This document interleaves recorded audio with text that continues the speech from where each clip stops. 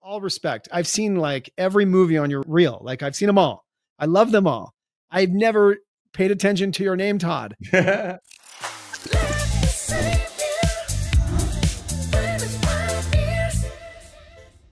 Welcome to the Let Me Save You 25 Years podcast. I am your host, Shawn David Nelson, founder of Lovesac. Let me tell you what I hate. I hate going to like entrepreneur mixers, networking events, because it's like every person that I talk to just seems more successful than me. Like, oh my gosh, they chose the right route. Like, why did I do what I'm doing so hard? Like I should have done that. Seems like they're making way more money. It seems like it's easier went faster. This discussion today is pivotal for anybody doing anything. Look, we have to just accept the fact that everything worth doing is hard. If it was easy, everyone would be doing it. And that would make it even harder. Once you embrace this idea, then the suck doesn't have to suck so bad.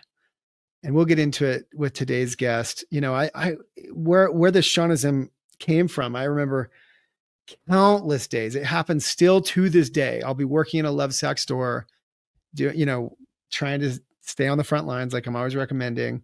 And people will walk by or even come in and start shopping around, especially younger people. They'll be like, oh my gosh, they don't know that I own the place. They're just there to like come into a Lovesac store, and they'll look around and be like, oh my gosh, this has to be the best job.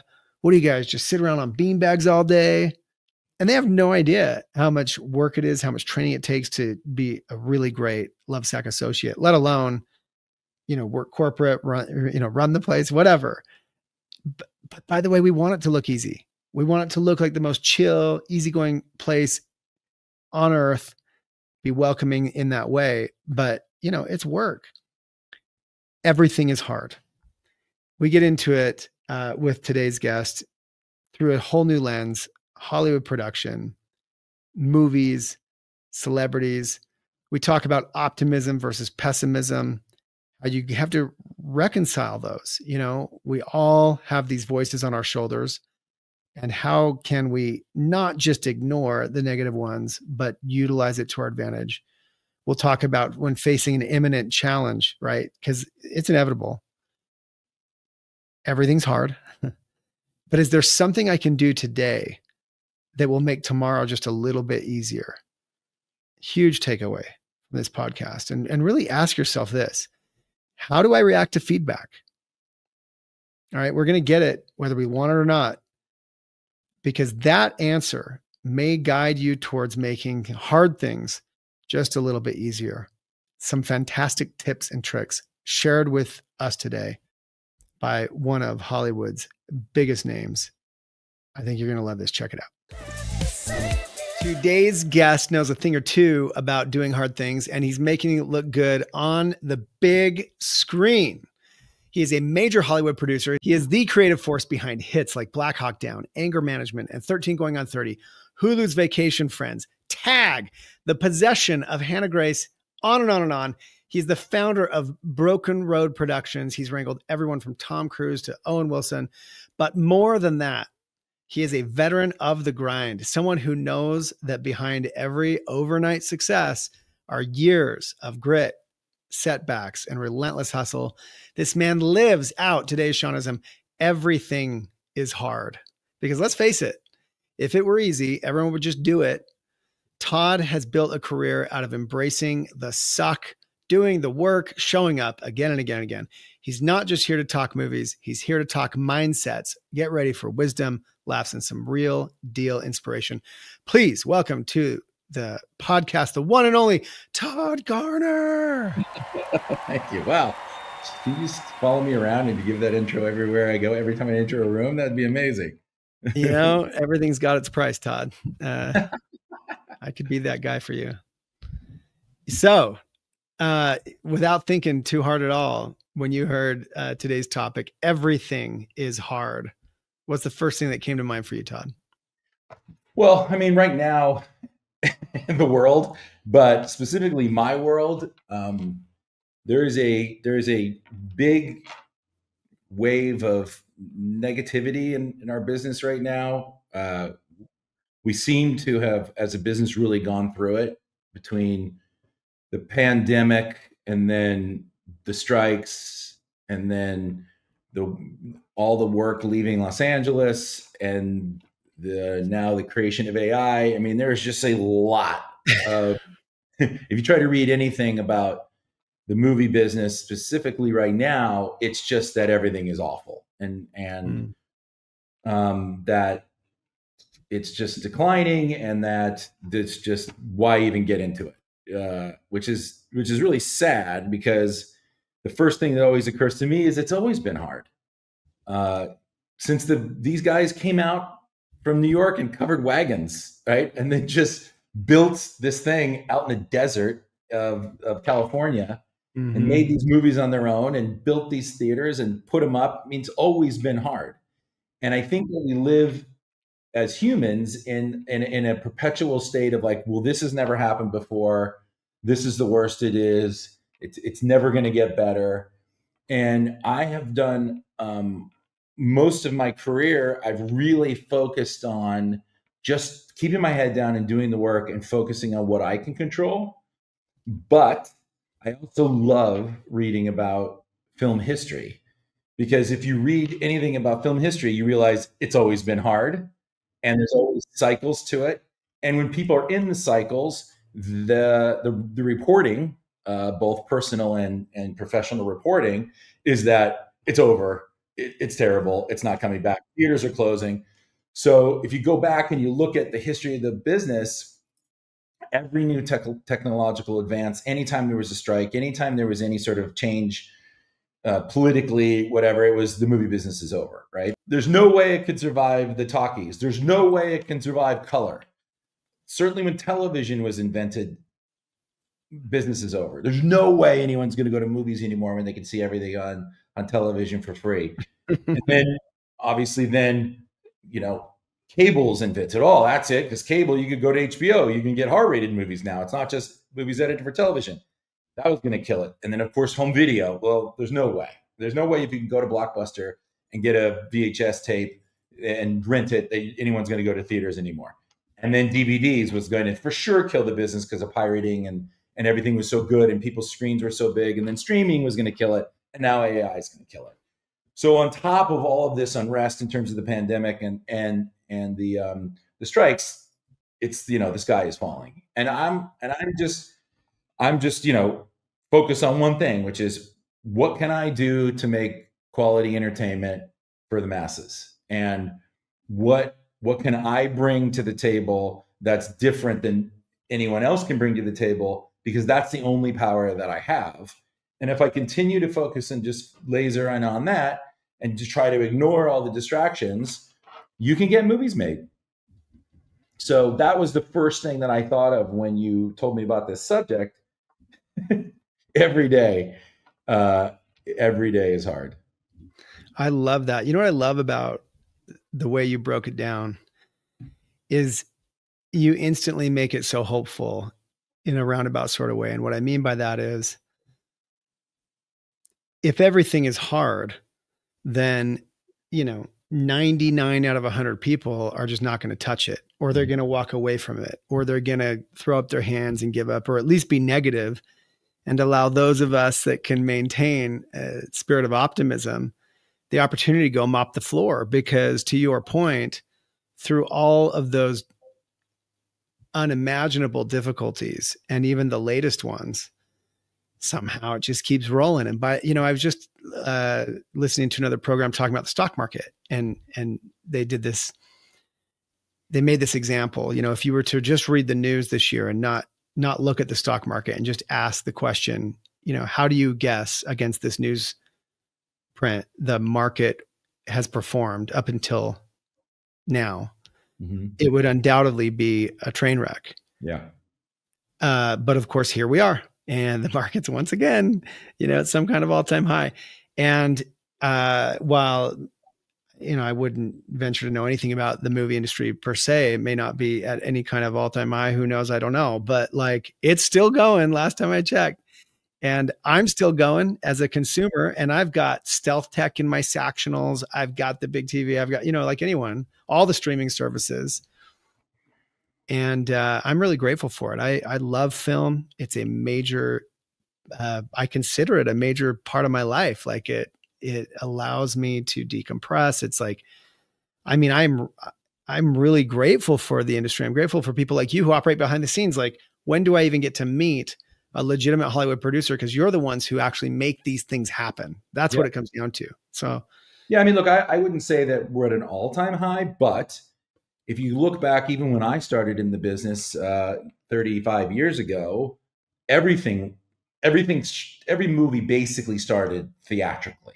And there were only so many screens because the multiplexes hadn't really taken off at the time. There were still drive-ins when I started. And there were 3 networks. And so you had, I don't know, let's say we made, as a business, 150, a couple hundred movies at most, because there's only 12 months in the year. There's only so many screens, only so many theaters can accommodate these movies. And there were 3 networks, and really the scripted entertainment really only programmed prime time, really. So you had from 8 to 11, so that's 3 hours a night, 5 nights a week. So there's only so many shows because you have only so many half hours and then hours that can go. So it was a very limited amount of stuff that could get made. But for those people that could get through all of that, all those barriers to entry, you could get very, very wealthy. The Seinfelds and the Friends and those shows that went to syndication, and the stars and the creators made hundreds of millions of dollars. Those few producers that made those giant tentpole movies that would stay in the theaters for 10 weeks and 100x their initial investments, and their back ends were huge, all got very rich. So you have that nostalgia and that group of people that's pining for those days of when you could get rich on one movie. And you have all of the people that aren't in the business saying, well, it's so hard, because they don't know that it used to be hard also. Yeah. However, if you look at now, as you're saying, you have every streaming service. So you have theatrical, streaming, multiple streaming ways to get things done. You have multiple documentaries, multiple stand-ups. You have multiple channels. There's 500 channels, if not more at this point, all making some sort of entertainment, either scripted, I refuse to call it content, or either scripted or unscripted. So there's so much getting made. Now, there was a gold rush during the pandemic where even more was getting made. So any sort of contraction always feels like a loss. But if you look at it up against what it used to be, as a business, we're making 10 times at least what we were making. So there's a lot of opportunity, but it's spread very thin and the margins are very thin. So it's not like, these, and I think that just a mentality, and I feel it's gotten even more since guys like you and Mark Cuban and the tech world, where you can make $1 billion with 12 people, and social media, everybody's seeing that and being fed this get rich quick, not understanding the hustle and the struggle and how hard it was to do what you guys did.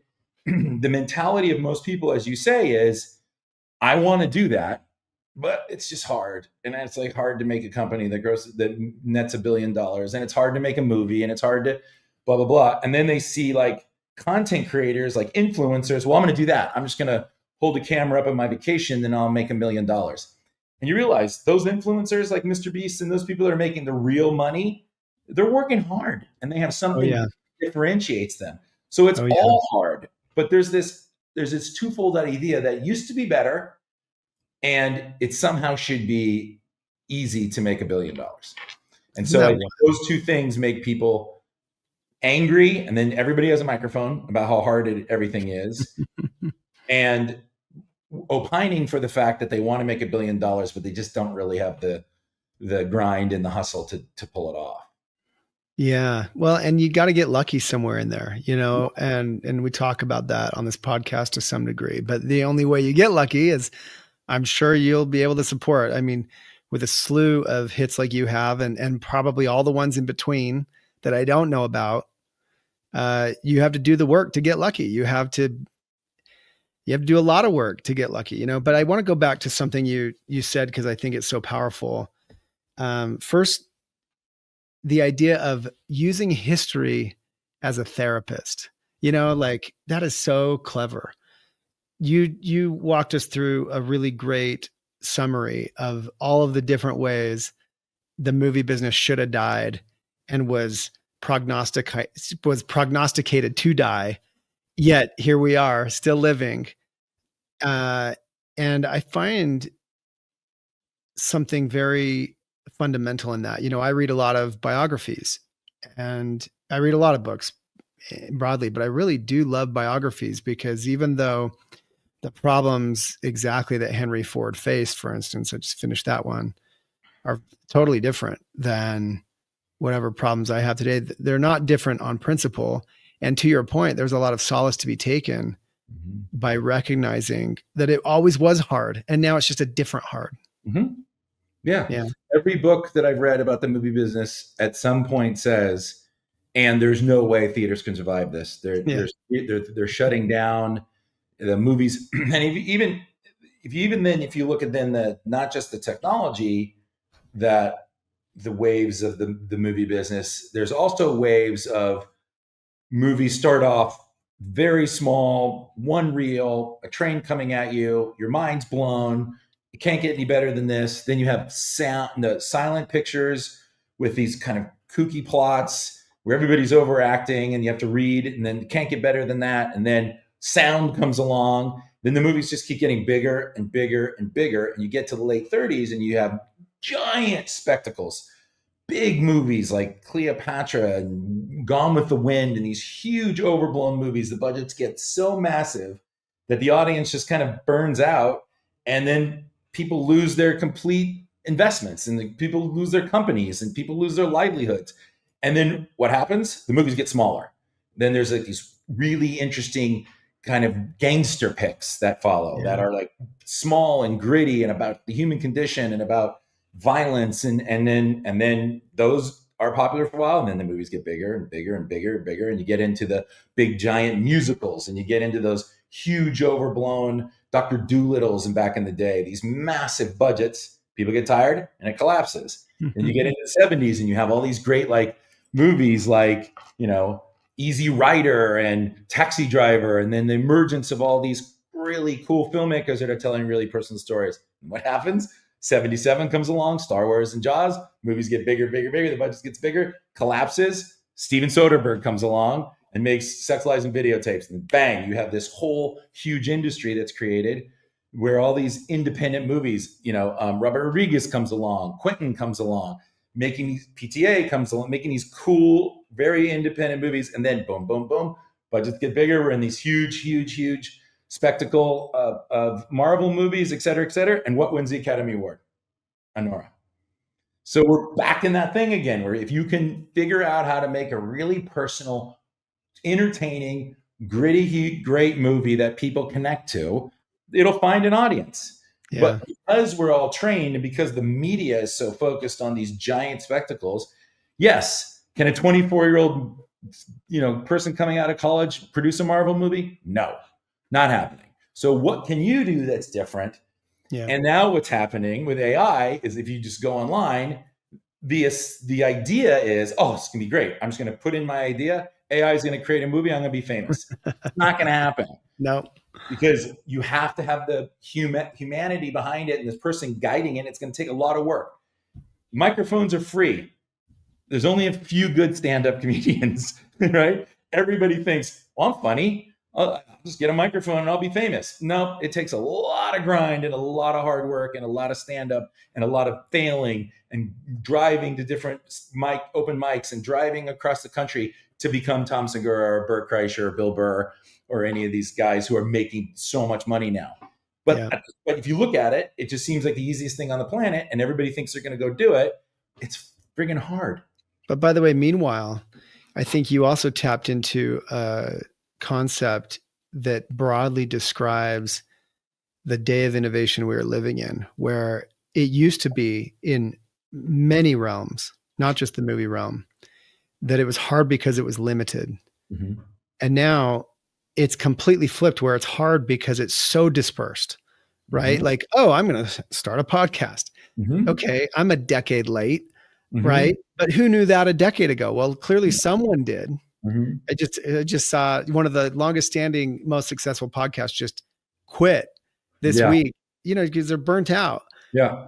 Ran the full cycle. And here I am, you know, not a startup anymore, but somewhere still in the build phase. And it's hard for me for a completely different reason. But at the same time, does that mean I'm not going to engage? Right.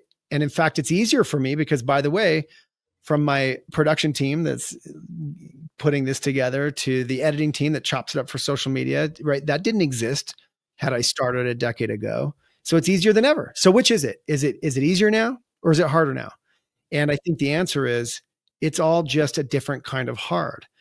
And the fundamental idea that you have to put in the work, you have to be committed to it, you have to, you know, engage in the grind, whatever the grind is. There was probably a different kind of grind 50 years ago in Hollywood. Yeah. To achieve something. And now you can do it from your bedroom to some degree, but that's still a grind. Yeah. The fact that if we can get to a place where you're only limited by your imagination would be great, because then those people that may have been discouraged because of their geographical location or their position in life or whatever was screwing them up to not get to New York or not get to LA and couldn't get their stories out. If there's a way now for those people to get their stories out and they're only limited by their imagination and their own hubris, we're going to see some really interesting stuff. It's still going to be hard and it's still going to be a lot of work. And the distribution model is going to change because it always consistently changes. But it's impossible to think there's not going to be a way to monetize that. Yeah. Because it's not a reasonable expectation to believe that you can get quality entertainment all the time for free. And what's interesting is it just morphs. So the biggest misconception in the world is that comedy is dead. Comedy is far from dead. I mean, really, if you go to YouTube, 98.9% of what's on YouTube is some form of comedy, whether it's guys just slamming into things or it's quick bites. And there you have the hard of the dispersed. Yeah. And then you look at stand-up. It used to be maybe Chris Rock could sell out a big arena, and Kevin Hart then after him. Now there's multiple comedians that are selling out huge arenas, and most really good comedians are selling out big theaters, and they weren't before. Why? Because people still crave being in a communal experience, laughing. They're not doing it as much theatrically for numerous reasons, because A, it kind of waned a little bit. B, streaming kind of taught people it was okay to laugh by yourself in your house whenever you want. And C, there's all kinds of other ways to view comedy now. But the live stand-up business is bigger and more massive than ever because people will still want to have a communal experience of laughing together. And I believe there will be a movie like Hangover or Wedding Crashers or one of these movies that just comes out of nowhere and drives everybody back into theater because they remember it is fun to laugh at 500 people. Well, and these things go in cycles. And I think you've really nailed it, where that's one of the huge benefits of paying attention and really, you know, lifting your head up from whatever you're doing right now to read books, read histories, take in the context, try to assess what's going on and be honest about it. You know, don't just say like, oh, well, if only I was 10 years earlier in podcasting. There's more of a chance probably to have a successful podcast today than ever, even though it started so long ago in digital terms, right? And I think the same is probably true in your business. It's just so radically different. So I love that you're not just on here to reminisce about the good old days, because you've produced some amazing films over a very long career, but you have a very young attitude toward all of these shifts that are happening. And that's probably the reason that you are currently still having success and rolling with it as it's changed beneath you. Yeah, I mean, what you said very early on about being in the daily grind and being in the middle of it is very important to me as a producer, because I think also people have a misconception about what a movie producer does, because it's hard to define, If you look at some movies, there's 50 producer credits on it, and plus there's a bunch of bad actors in the last 10 years that were movie producers that have done terrible things to people. So in my definition, so I am a part of a group called Producers United. We are a group that is banded together. We're about 250 strong right now of the best producers, in my opinion, in the world. And that's what we do for a living. We produce content. We produce movies, television, and that's what we do. We produce entertainment. And we do that full time, and that's how we make our living. And our definition is we are the people that start from the beginning of the conception of the idea, whatever that is, however that comes in a book, IP, ideas, articles, thoughts, and we grind through the entire process till that thing hits the eyes of the public in one way or another. Yeah. And we are there every step of the way. And I personally still go on set every day, still there at call time till wrap. And I've had a couple actors ask me deep into the shoot, what are you still doing here? Why are you here? You got it. You got it. It's getting made. You're done. And I say that the reason why I'm here is because, and the reason why you're asking me the question is the reason I'm here. The fact that you think I don't need to be here is exactly the reason I'm here, because I've done the work to make sure that everything is working as smoothly as humanly possible. Nothing is easy on a movie set. 500 people all trying to do different tasks every day. But I'm doing the work to try to be ahead of the production so that nothing bad, or as less bad things that can happen on the day. And number one. And number two, honestly, when I was 17, I didn't think of myself just being in an office, being on the phone, making phone calls. I wanted to be on set. I just got back from Australia on the Gold Coast. I shot a movie in Hawaii recently. So being on set with the actors and really kind of getting in the middle of it and seeing the day to day and seeing all the tiny details every day is what I live for. That's what I love. And that makes the end product, whatever happens, if it's a huge hit or it's not, I've enjoyed the process as much as I can, and I've put as much as I can into it, and I've done my best, and that's all I can do. And so being there every day in that grind is something that's very important to me. As it should be for anyone who wants to have success in anything. I think it's easy to look at a guy like you, imagine, what would that be like to live in Hawaii for a while, involved in a movie production, live in Australia for a while, and think, man, he really got lucky.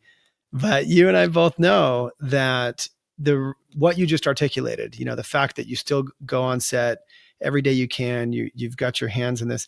It's the reason, not just that you've been successful, but by the way, that you continue to have success, that you've worked with Hollywood's biggest stars, that you've worked on such amazing projects that people venerate.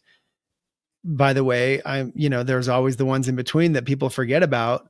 Hopefully. but you wouldn't be where you are without those either. Right. And I think people do want the shortcut. And this is one of the problems with media today is that, look, all media, I don't care if you're talking about Instagram Reels, TikTok, news, entertainment, clip shows, all media is driven by the fantastic, and the fantastic looks like overnight success.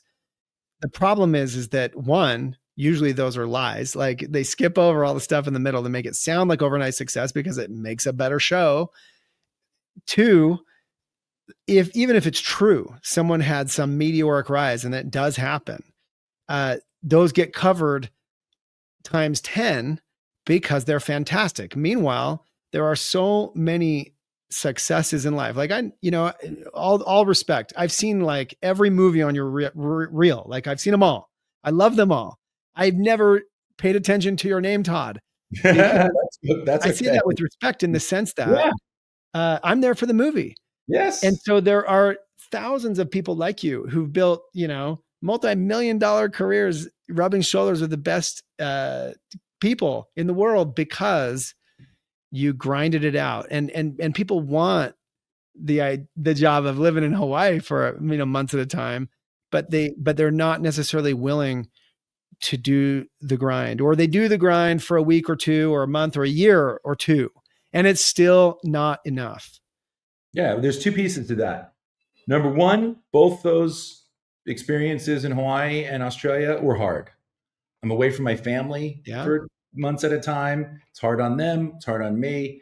It's, I go to bed at 8 o'clock. I'm up at 4, and you're at it. And there's never been, the director on this last movie and I joke, every day at 4, we would start texting each other and we would say, we can have no joy, because at 4 a.m.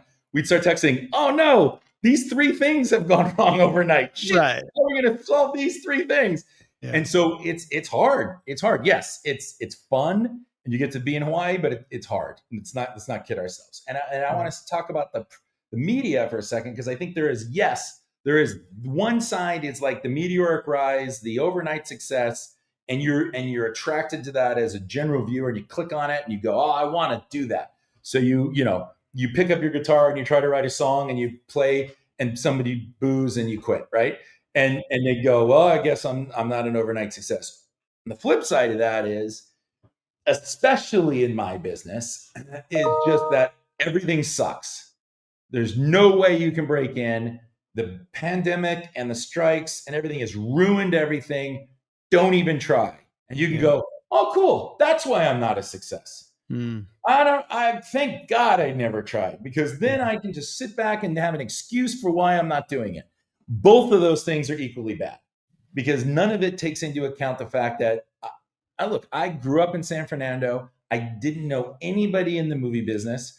There's nothing special about me. I was like, I'm not a kid who like grew up on sets, any of that. And I grinded my way and I figured it out. And I'm still doing it every day. And I don't know if people are watching this on YouTube, but I look behind you, dude. You've got 300 books behind you. So you're still doing it. You're still grinding every day and learning and reading. And, I've got a Lorne Michaels biography right here, and I've got all kinds of stuff about my business that I'm still reading.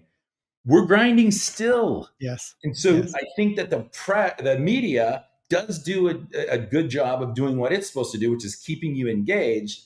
But I do see a lot of clicks for the negative, like, oh, doom scrolling. Thank God, oh, it's terrible. My life sucks, but everybody's life sucks. Or I'm going to go try that, give it one try to be Taylor Swift, and then, oh, I'm not selling out arenas in a week. I'm out.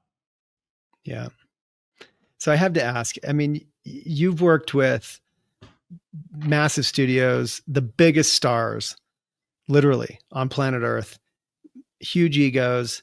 What's harder, wrangling a Hollywood set or wrangling your own self-doubt and your own mindset? Way harder to wrangle my own self-doubt. Yeah. I mean, it's incredible, because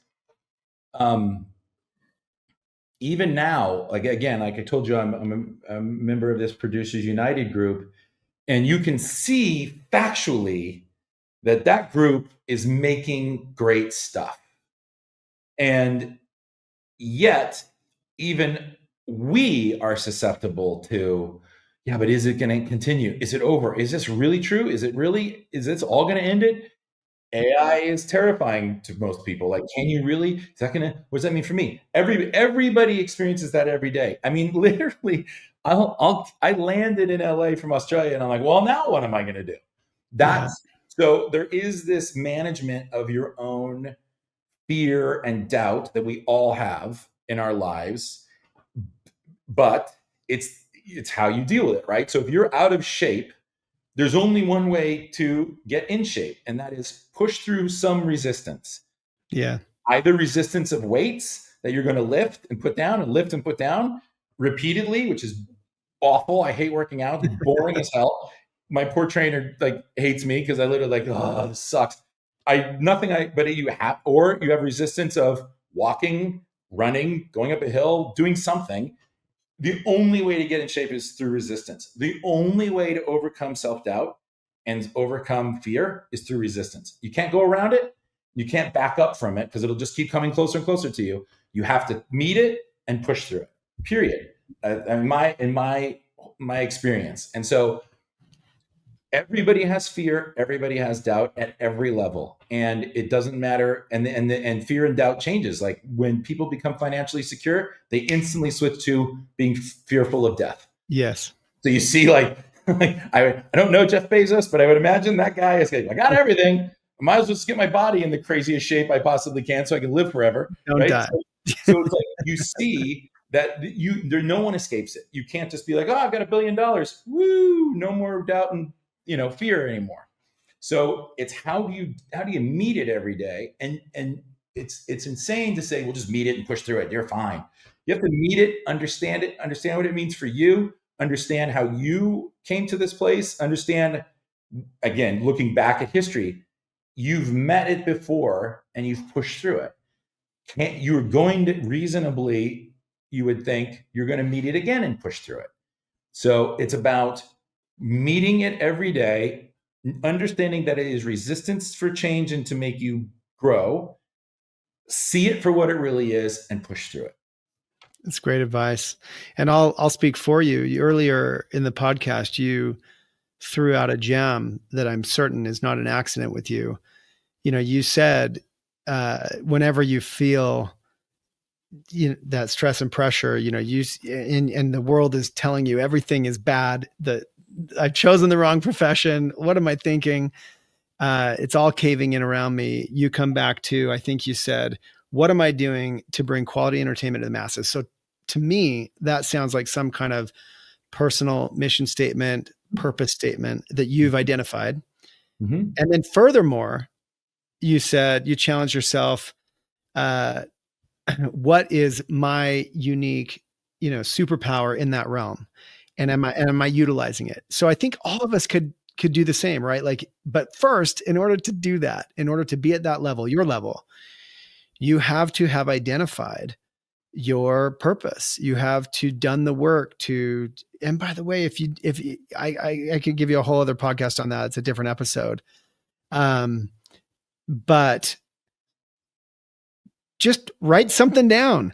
Like, what do you want to do in your life? Let's start there. I've revised my personal mission statement purpose a few different times, many different times in my life. But as long as you have something that you can turn back to, challenge yourself whenever you're feeling at your worst, and then further push yourself. And what is my strength, my unique strength in that realm? You're probably going to be able to push through that resistance much more successfully than if you're just haphazardly trying to push through resistance writ large. Yeah. If your goal is to just be rich or famous, you're going to fail, because that's a measure, not a goal. It's not a thing. And yeah, so if you wake up every day and go, I'm going to be rich, you'll never be rich enough, because someone will always be richer than you. And what the hell is rich anyway? And if you want to be famous, you can be infamous, you can be famous, you can be a lot of things now with the way the world works. So for me, I do what I do for a very specific reason, which is I understand how personally, I've seen it, how good it feels to laugh when you're feeling down, to lose yourself in a great story, not necessarily movies I've made, but other things where I'm like, wow. And what's interesting is when I did my podcast, honestly, 95% of the people that I asked, why do you do what they do? The answer was they saw something usually inappropriate, meaning too scary, too R-rated, too whatever for them at the age like 8, 7, whatever. Mm-hmm. Weirdly, a lot of people, it's Exorcist.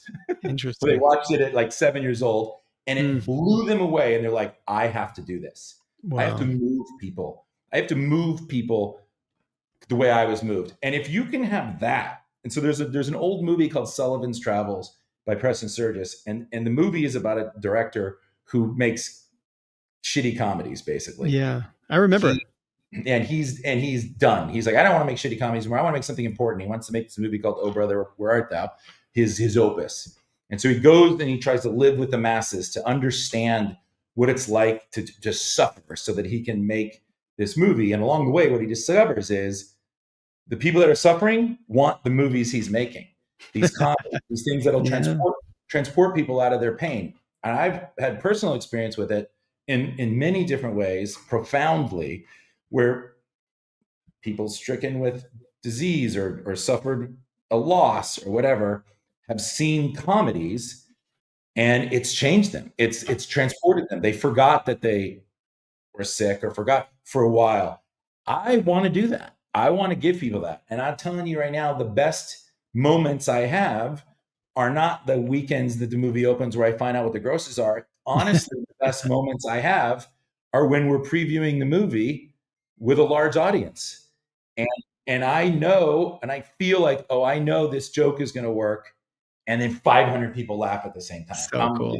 That blows you away, right? And it's the same thing Yeah. stand-ups get. When you get that feedback that you're touching people, and or I've Yeah. made movies where people are weeping at the end, and I'm like, Yeah. yes, I did it. I moved people in the way they were supposed to be. I've also had people weeping at the end of movies I didn't mean for them to. That's totally different For different reasons.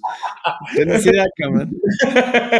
Weeping out of pain. No, but when you do it the way you're supposed to, that's something that'll get you out of bed in the morning. If you're just chasing fame or money, you're not going to have. Well, you just nailed it.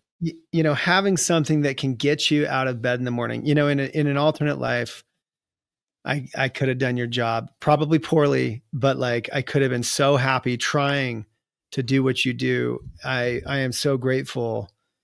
You know, I'll share something that I don't even think anyone would know about me. So I travel a lot, right? I'm CEO. It's a public company. We have stores all over the United States, every state. We manufacture in Asia, and I hate travel. Like I've flipping been traveling my entire adult life. Like it was so exciting in the beginning, and I'm just so over. I'm just done being on planes and everything. But I got to do it. And the one thing I look forward to, because I end up having some time often at night, is I will go to movies all by myself in whatever town I'm in. That's, you know, when I saw Nora, where was I? I was in Austin. You're right. Like wherever I am, I'll go see film, and I'm not afraid to be in fact, I kind of love it. Mm-hmm. And I got to know, so you've produced over 180 films and shows. I mean, that's intense. Was there ever a project that should have been easy, but ended up being the hardest, in the spirit of everything is hard, you know? Yeah. I mean, you never go in thinking it should be easy. You know, it's not. They're all hard. I mean, the ones that are heartbreaking are the ones that you really know early they aren't going to work. Like there's a million reasons why that happens. And you know from the beginning? Is that what you said? Not from the beginning, but at some point during production, you realize, we're in trouble. Like this does not working. It's not feeling right. Sometimes you can save it, but there's sometimes that it just like people are making different movies that, you know, it just doesn't vibe. And no matter how much you try to solve it, it's just not going to work. And I don't want to name those movies, but there's been movies that you still have to birth them. You still have to bring them. You got to go through it, right? Yeah. And so there's been movies that I've just really had high hopes for that just didn't get there, just didn't get to where they needed to be. And there's just it's just like chasing a rock boulder down a hill. Like you just can never really catch it to help it. But, you know, just in terms of the process, you always go in with the best of intentions. You always go in with, this is going to be a great movie. I've hired the right people. It's going to work out. And sometimes it's better than you expect. Sometimes it's what you expect. And sometimes it's not at all what you thought it was. And so what happens is, as you go through your career, hopefully, because you've done it enough, you recognize those moments where like, this is a red flag. We have to fix this now, or we shouldn't do this, or whatever. And you start to eliminate as many of those as you can, so that the likelihood of that happening decreases. But nobody is perfect, and nobody sets out to make a bad movie. But you know, it's not easy to go from an idea to a movie that's wonderful. It's hard, and like everything is hard. And there's only so many. There's not an infinite amount of talented people, so you're really trying to do the best with what you have, because you don't always get your dream cast. You don't always get everything you need. You certainly don't always get the budget that you think you need. You don't always get the locations. There's a million things that can go wrong. You don't get the right release date. So every time out, you have really high hopes. And then you just got to try to keep moving towards that, what the end is, which is to make the best version of that movie that you can possibly do, and try to everybody moving in that same direction. Do you stop showing up on sets for those ones that No, you can't, because that's just demoralizing for everybody. And really, we're all insane, right? We're all insane optimists. So you still go, I think it would be okay. I can make this work. I think it's going to work out. And then just at the end, you finally give up. But the whole time, every day you wake up and you go, okay, maybe today I'll turn the ship around. No, but you know what? That optimism, I have a cousin that kind of co-founded Lovesac with me, and he's moved on in his career. But like, I used to joke with him. I said, you could wake up and your head could fall off and you would be like, I think it's going to be okay. He was just this undying optimist. I mean, I think I'm optimistic and energetic. Anything that went wrong, he'd be like, oh yeah, this is going to be better, Mm-hmm. But you know what? I was so grateful to have his energy around me. Right. And we have to have people like you around, and there's value, even if you're kidding yourself, in maintaining that undying optimism, even until that 11th hour. And that was my point in asking the question. You keep showing up on set, mm-hmm. even when somewhere in your heart, this isn't going to work. And you keep that optimism. And to me, look, that's why you are one of the most successful Hollywood producers that's out there, is right there. And I think that applies to, honestly, anyone in life, anything in life, for those that are willing to dig deep and find that energy within themselves, and not allow those around you or even your own ego to con you into thinking you're a fool, mm-hmm. for maintaining that optimism and for showing up like a pro, even when things are undoubtedly failing, going sideways. The person who can keep it together and be that steady anchor is the one that will have the hit in their hands the next time around. And where do you find the energy? Does it come natural? What do you do? Any hacks, tips, tricks that you can offer people? I mean, the thing that I have always struggled with, and I continue to struggle with this day, and I try to overcome it, is there's this sense when you're being optimistic and you read your daily affirmations or whatever you do in your daily practice. I'm sure everybody who listens to this has some daily practice, either prayer or something. Yeah. And you're told, and you intelligently know, I should just trust in the universe. I should trust that everything's going to be okay. I should be an optimist until the end, until I'm proven wrong. But there's also this other voice that makes you feel guilty over that. Like, you shut up. Like, what are you doing? You're just tilting at windmills, you moron. It's not going to work out. And so those voices are always kind of in opposition. So you have to be like, who are you kidding? You think you're better than everybody else, that you know that it's going to work out. So it's understanding that, why not think it's going to work out until it doesn't? That's the thing I struggle with the hardest, is why worry before it's necessary? That I've been struggling with my whole life. Right? I'm love to worry. So I've tried to twist that, like, okay, I'm going to worry. I'm an optimist. So can I do something proactive that maybe in the future will alleviate what I was going to worry about? So rather than worrying and getting mired in just the worry, is there something I can do today that might help that situation down the line? Can I get ahead of this? Can I, if I'm worried about a scene that's coming up in the movie, let's bring it up. Let's talk to the actors. Let's talk to the writers and go, guys, this scene's coming up in a few days. Can we talk about this? This is what I'm worried about. Yeah. a lot of times it's not the scene. Somebody will say, oh yeah, it's this. Let's fix this now in this scene, and that'll help that scene. Oh, that's a great idea. Let's set it up here to whatever that is.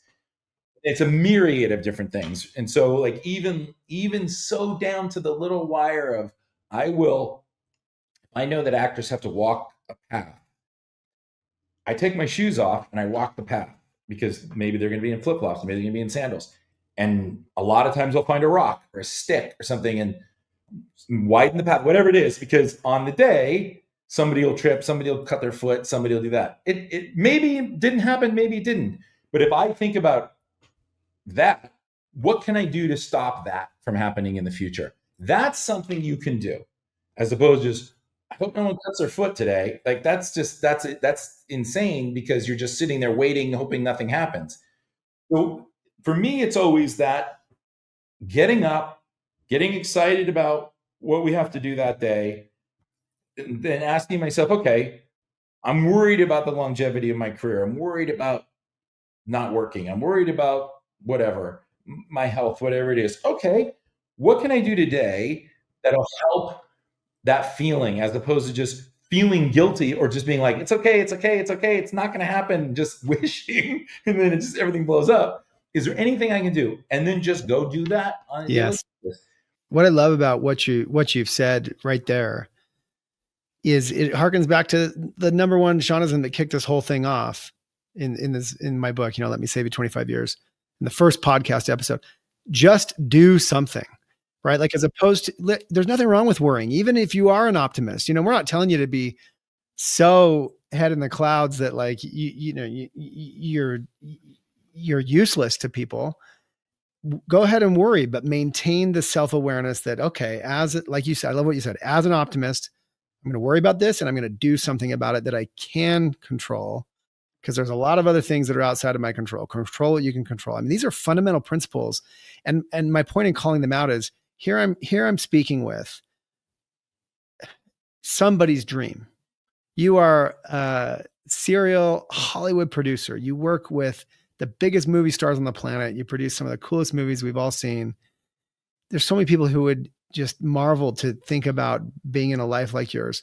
But the principles that you are operating to are these very basic and fundamental principles that I see tied across all kinds of successful people, whether we're talking about football players, actors, entrepreneurs, or Hollywood producers.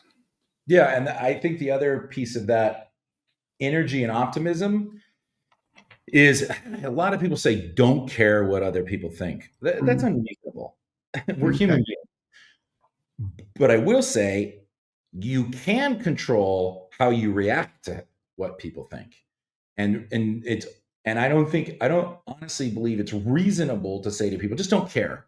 Right. You can care, but okay, what are you going to do? Because believe me, I get flamed on anytime I have a movie come out. I get scorched on it. You just do, because the kind of movies I make that are entertainment or comedies, especially, is not everybody's cup of tea. And nobody has a problem telling me I suck and I'm the worst at doing my job. And so how am I going to react to that? Am I going to, like, if it's something that actually makes sense, like, oh yeah, you're right. Like, I will admit the first Mortal Kombat, we made some mistakes. I took that data in, I listened to it, and I said, well, okay, well, can I adjust something? Can I fix it? Well, I can. Let me fix it. But I acknowledge I made mistakes. There was things I didn't know. I didn't know I didn't know. Now I know them, and I'm going to try to fix them. I'm sure there will be people that have issues with the second movie, and I will do my best then, if I get to make another one, to fix those mistakes. Because I'm a human being. I'm not a computer that knows. I'm not AI.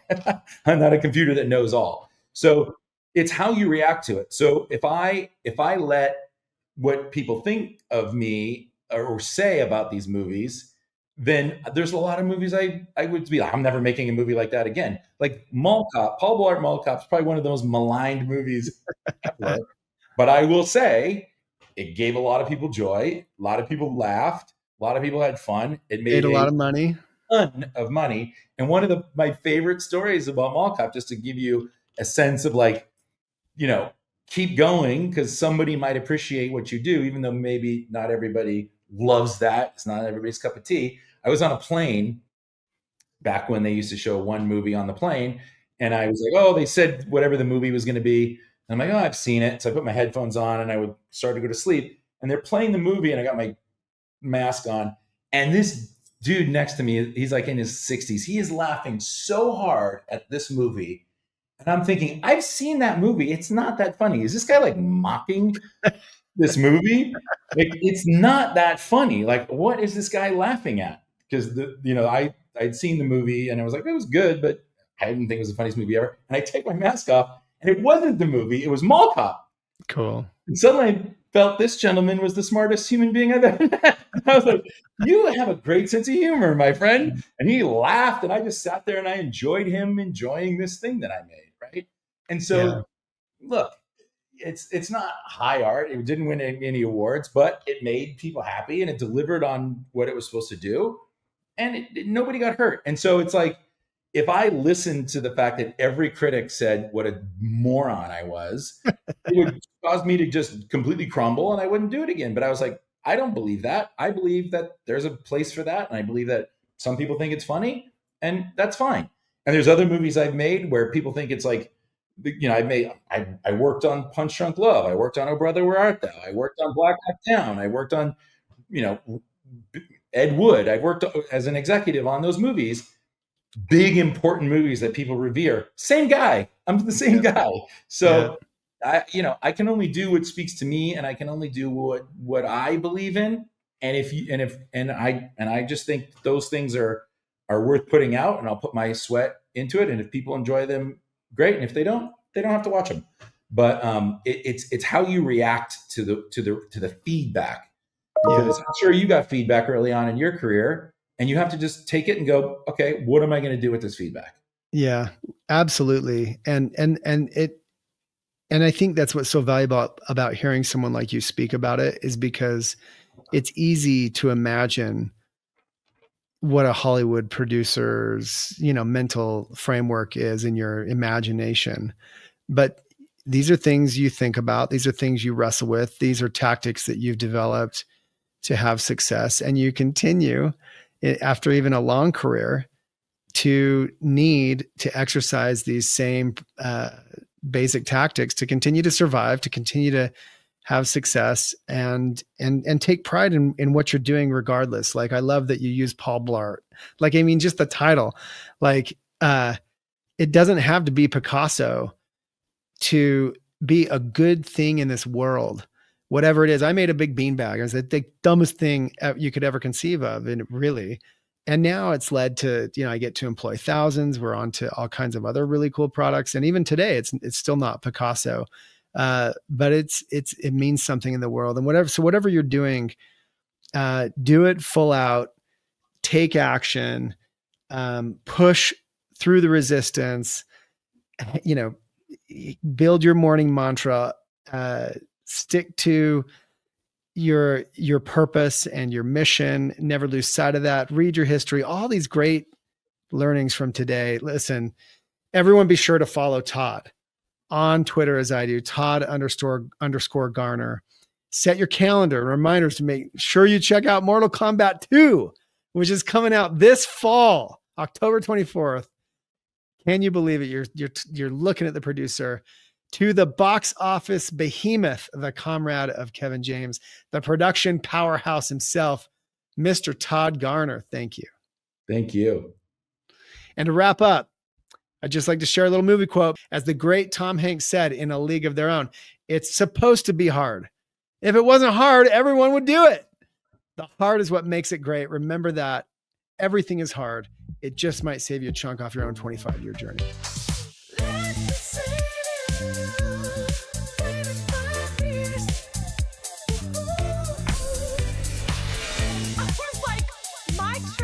Once a year to take my friends away should not be the budget for your bike across America. TikTok has become an aggregator for some of the dumbest human actions. When I won that million, I was $2 million in debt, barely hanging on. All right, don't hang up quite yet. We need your feedback. We're doing an Ask Me Anything episode where you can literally submit questions. I will answer them in long form, try to be useful to you personally. All you got to do is ask me a question in the comments, in the, reviews section of whatever podcast platform you're listening on, Spotify, Apple Pods, YouTube, in the comments section, in the feedback section. Ask me a question, ask me anything, and we will answer it live on air. Give me your name if you like. We'd love to call you out and love to continue the conversation directly with you. Ask Me Anything episode coming up on Let Me Save You 25 Years.